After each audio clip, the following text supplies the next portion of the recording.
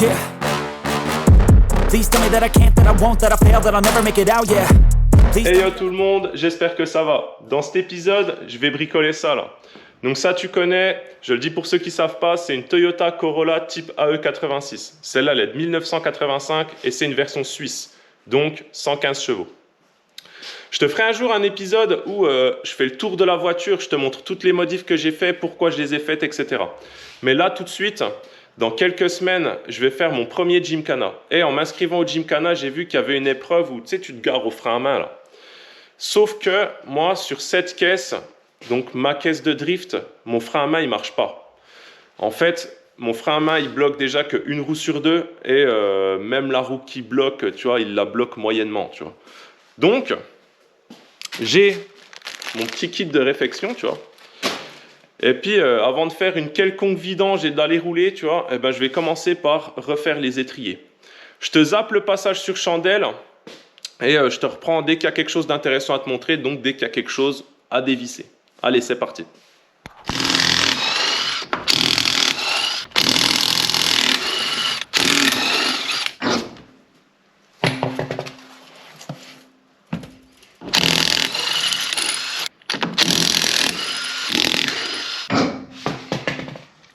Bon, là-dessus, pour démonter ton étrier, tu as deux vis. Celle-là, tu as la même au-dessus. Tu as ton câble. Tu vois, tu as une petite goupille en fait du côté là. Tu sors le petit axe qui maintient le câble dans le loquet et ça te dégage ton câble. Et tu as ton flexible de frein qui est là, tu vois, le orange. Et c'est tout. T'as vu comme c'est pas beau là? Tu vas fixer dessus tout le temps maintenant. Bon, mon histoire de frein là, tu as vu déjà que c'était des disques, donc pour une caisse de 85 c'est déjà pas mal. Et en plus, le système de frein à main là, c'est pas un tambour à l'intérieur du disque comme sur plein de caisses de ces années-là, c'est directement le câble qui pousse le piston, qui pousse la plaquette qui serre le disque, enfin t'as compris quoi.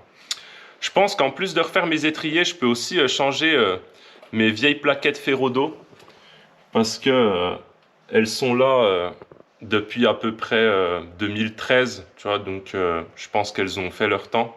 Et je pense aussi pouvoir changer mes disques, parce que ces disques-là, ils étaient déjà dessus quand j'ai acheté la voiture en 2009. Donc je pense qu'ils ont fait leur temps. Je démonte l'étrier et on passe au démembrage de l'étrier sur l'établi. C'est parti.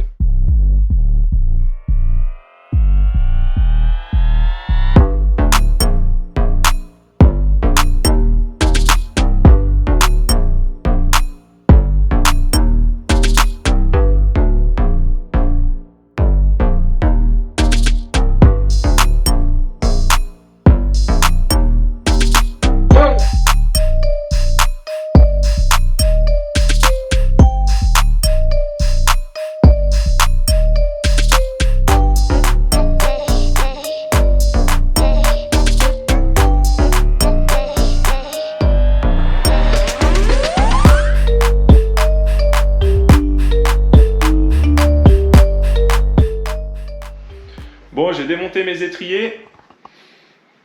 J'ai démonté mes câbles de frein à main aussi parce que je me suis rappelé que sur un de mes câbles, il me manque un guide.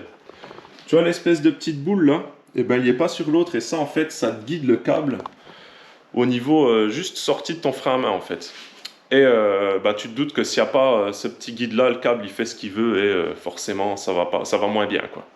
Mais ça, j'ai pu en commander des neufs chez Toyota en plus, donc nickel, je devrais plus avoir de problème de câble de frein à main. Je me suis rappelé d'un autre truc quand j'ai démonté, c'est que tu vois l'axe du câble là, il est soudé par la rouille. Donc ça à mon avis, ça va me prendre 5 minutes avant de le démonter. Mais bon, j'ai sorti le manuel aussi, parce qu'en réalité, des étriers comme ça, où le piston il pousse directement sur la plaquette avec le frein à main, j'en ai jamais démonté, donc je pense que d'avoir le manuel, ça va m'aider. J'ai mes fameux joints là, 2-3 outils, et c'est parti, on démonte. Allez, action!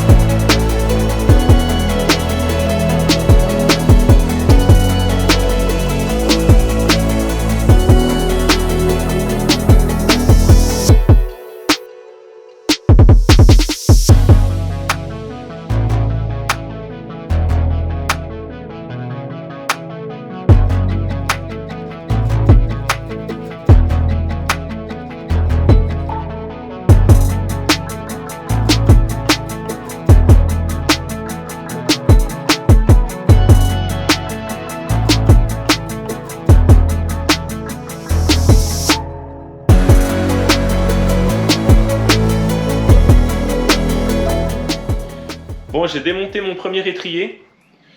Et franchement, ça se fait bien. Ça se fait bien. Enfin, heureusement que le frérot, merci à lui d'ailleurs, il se reconnaîtra, il m'a prêté cette pince là. Une pince à circlips avec des longs becs, tu vois. Et ce petit outil Toyota là. Parce qu'en fait, sans ces deux outils-là, je sais pas trop, il doit y avoir moyen de bricoler quelque chose, mais je sais pas trop comment tu peux les démonter sans galérer, tu vois. Parce qu'en fait, j'essaye de t'expliquer vite fait pourquoi. Si tu veux, quand tu tires sur ton frein à main, donc tu tires sur tes câbles de frein à main, en vrai, tu viens tirer sur ce loquet là. Tu vois, tu viens tirer sur le loquet qui est là. Le loquet qui est là, tu vois, il y a une espèce de trou dedans. Et dans ce trou dedans, il y a cette petite entretoise. Le petit entretoise, elle arrive ici, tu vois.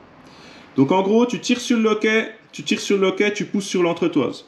L'entretoise, elle pousse toute cette merde, tu vois. Et au bout de cette merde, il y a le piston qui vient se visser au bout, tu vois. C'est le truc, il est fileté, tu vois. Et en fait, ça, c'est maintenu dans l'étrier, tu vois, c'est comme ça dans l'étrier, c'est maintenu dans l'étrier via ce circlips, tu vois. Ça se vient se mettre comme ça. Et en fait, c'est là que vient interagir ce petit outil. Le truc là, tu viens le visser là-dessus. Hop, ça vient comprimer, t'as vu, il y a un ressort dedans, là, sous la coupelle, là. Ça vient comprimer le ressort, en fait, qui est dedans. Ça te libère le circlips. Et comme ça, avec la pince, là, la pince, là, elle est assez grande pour aller au fond de l'étrier. Et ben, tu viens choper ton circlips et tu arrives à l'enlever. Et comme ça, ce truc-là, en fait, il te comprime en même temps le ressort et t'es quitte, ben, quand t'enlèves ton circlips, t'es quitte de te prendre la coupelle dans la gueule. Voilà pourquoi, sans ces deux outils, je sais pas trop comment tu peux faire pour démonter tout ce bordel sans galérer. Bref, c'est fait, ça a été, c'était nickel. Autre chose, normalement, tu sais, c'est le moment où tu fais du tuning là. Il y en a qui appellent ça de la restauration. Moi, j'aime bien appeler ça du tuning. Ça me rappelle mon enfance, c'était plutôt cool. Enfin bref, sauf que, de 1, j'ai rien sous la main pour peindre tout ça, tu vois. Et de 2, je trouve que ça fait plutôt old school. Et comme j'aime bien le old school, eh ben, je vais laisser ça comme ça. Ça ira bien pour ce que c'est. Donc ben, c'est parti, un changement de joint, changement de ce qu'il faut, et puis je remonte les étriers. Allez, action!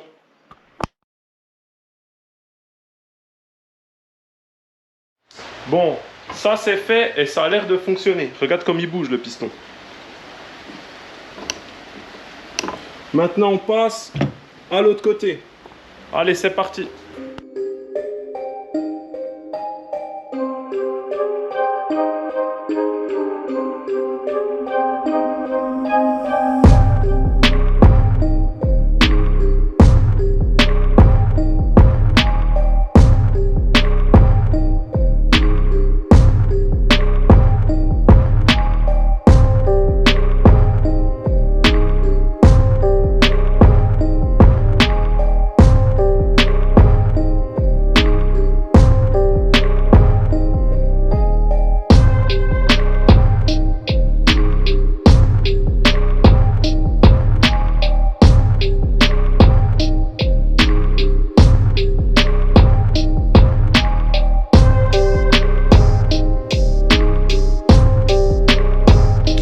C'est à ce moment-là du démontage qu'intervient le fameux outil Toyota là.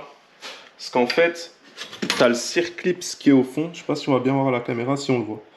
Tu vois le circlips qui est au fond, tu vois la coupelle, ben, la coupelle, à cause du ressort qui est sous la coupelle, elle pousse sur le circlips, tu vois.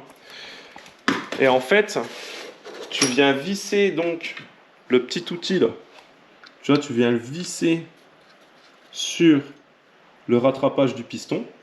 Et ça, en fait, en le serrant, ça va venir presser en fait sur la coupelle, ça va comprimer le ressort. Comme ça, déjà, ça gardera tout cet ensemble comprimé. Ça va libérer le circlips.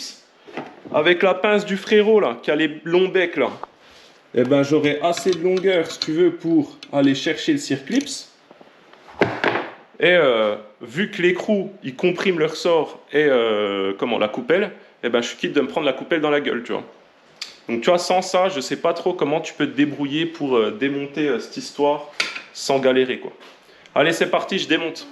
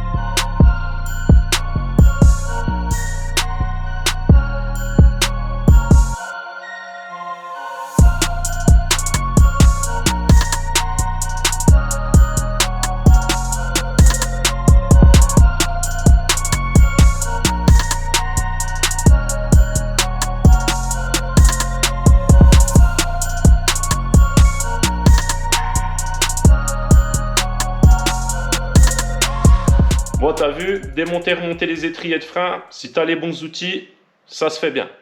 Donc ils sont là. Mais avant de remonter quoi que ce soit sur la bagnole, je voudrais résoudre un problème que j'ai sur le pont. Tu vois les deux petites taches là? C'est de l'huile de pont ça. En fait, si tu veux, c'est le nez de pont qui fuit. Pour refaire le joint de nez de pont, il faut démonter le nez de pont. Pour démonter le nez de pont, il faut démonter les demi-arcs. Pour démonter tout ce bordel, eh ben, en fait, je préfère démonter le pont parce que si tu le fais là, tu es un peu comme un clodo, quoi. Donc, pour démonter le pont, il faut démonter 4 tirants, 2 comme ça là. La barre panhard, il y a 2 amortisseurs, un de chaque côté, la barre stab, les freins, l'arbre de transmission, et normalement, il tombe. Mais ça, ce sera pour un prochain épisode. Donc, si ça te plaît, n'hésite pas à t'abonner, n'hésite pas à mettre un like, ça fait plaisir, ça supporte la chaîne. Et puis, moi, je te dis à la prochaine, mon gars. Allez, pop smooth.